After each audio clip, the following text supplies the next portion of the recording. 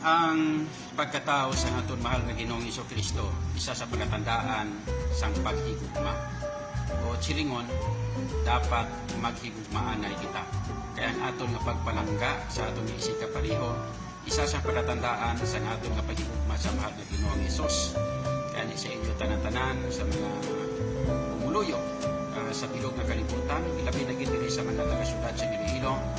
Ako si June Aluhado Kapulot, upod sa akon miyembro sang akon pamilya, nagatamyaw sa inyo sa malipayon nga Paskwa kag mabinungahon nga bag-ong tuig.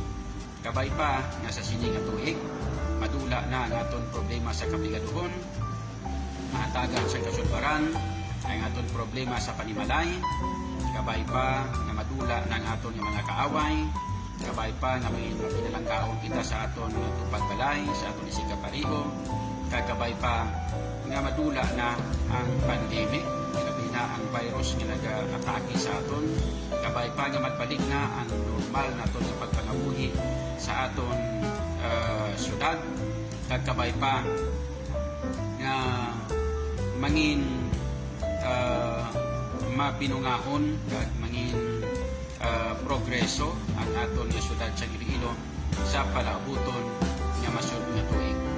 Kabay pa nga ining tanan-tanan nga mga gumuntang nga mga nag-agi sa aton, mga pagtilaw nga nag-agi sa aton kabuhi, mga pagtilaw nga nag-agi sa aton syudad, mga pagtilaw nga nag-agi sa aton pungsod Pilipinas, ini ang madula na kagahatagan sang bugay sang aton mahal nga Ginoo, ilabi na si Ginoong Hesukristo nga amo ang aton manunupos.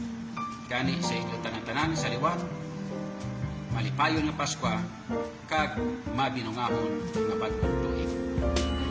Porsigido magserbisyo, di onas ang pagpagko, diri sa syudad sang paghigugma, panahon na sang atong